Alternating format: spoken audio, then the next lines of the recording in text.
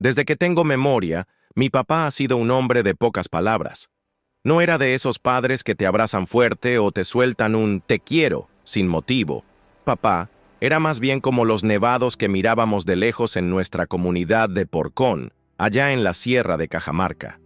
Firmes, fríos al tacto, pero protectores desde la distancia. Mi nombre es Andrés, y crecí entre los sonidos del río que baja con fuerza, el rebuzno de los burros cargando leña, y las voces entrecortadas por el viento de las mujeres en el campo. Nuestra casa era de adobe, con un techo de calamina que se quejaba cada vez que el granizo caía en las tardes.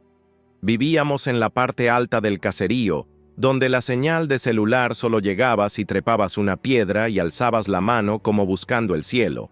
Mi mamá, doña Margarita, vendía queso y yogur en la ciudad, y mi papá, don Hilario, trabajaba la tierra.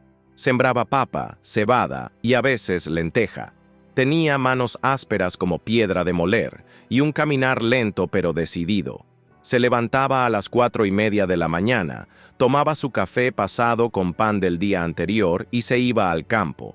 A veces no regresaba hasta que ya era de noche y nosotros ya habíamos cenado. De niño no entendía muchas cosas. Por ejemplo, ¿por qué cuando lloraba era mi mamá quien venía corriendo y no papá?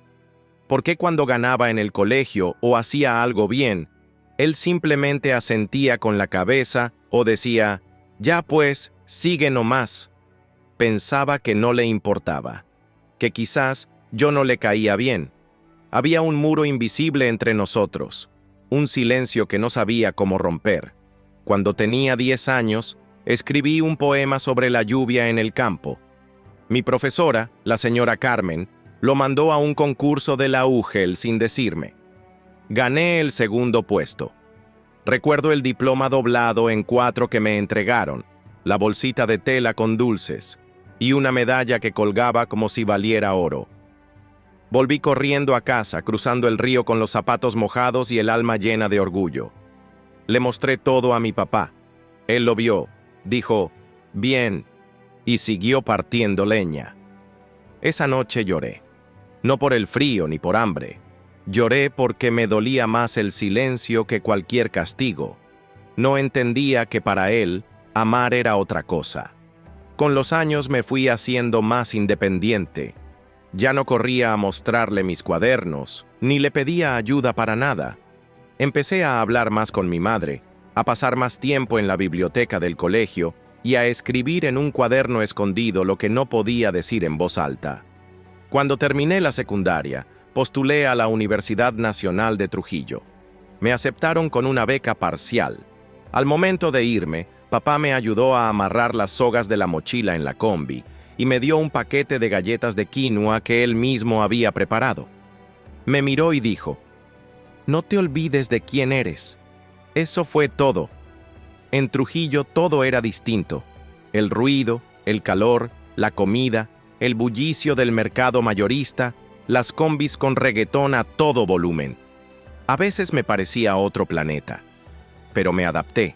Empecé a trabajar como ayudante en una bodega y a estudiar en las noches. Llamaba a casa los domingos, más por mi mamá que por él. Si él contestaba, eran conversaciones de 3 frases. ¿Cómo estás? Bien. ¿Y la chacra? Igual.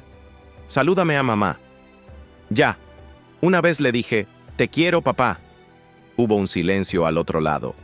Luego colgó. Pensé que se le había cortado la señal. Pero no, simplemente no sabía cómo responder. Pasaron casi 6 años. Solo iba a Cajamarca en fiestas importantes. Y aún así, nuestras conversaciones eran igual de breves. Yo hablaba de mis clases, del trabajo, de la ciudad. Él hablaba de la siembra, del clima y a veces de política. Hasta que llegó la llamada que cambió todo. Fue en abril del año pasado. Mi mamá me llamó llorando. Me dijo que papá había tenido un infarto leve mientras arreglaba una acequia en el cerro. Lo encontraron tirado junto a su pico, respirando apenas. Un vecino lo cargó en su burro hasta la posta. No sabían si iba a resistir. No lo pensé. Dejé el trabajo, pedí permiso en la universidad y tomé el primer bus hacia Cajamarca.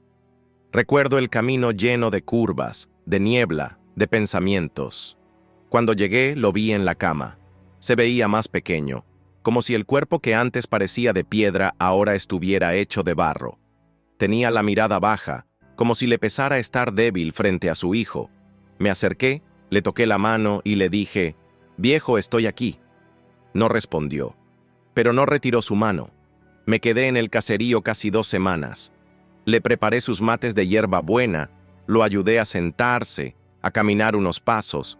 Le contaba cosas de la ciudad, de mis clases. A veces él solo asentía, otras veces se quedaba mirando el suelo, como pensando en algo que no se animaba a decir. Una tarde, mientras lloviznaba y el cielo estaba gris, él rompió su propio silencio. «Andrés, ¿te acuerdas del concurso de poesía?», dijo de pronto.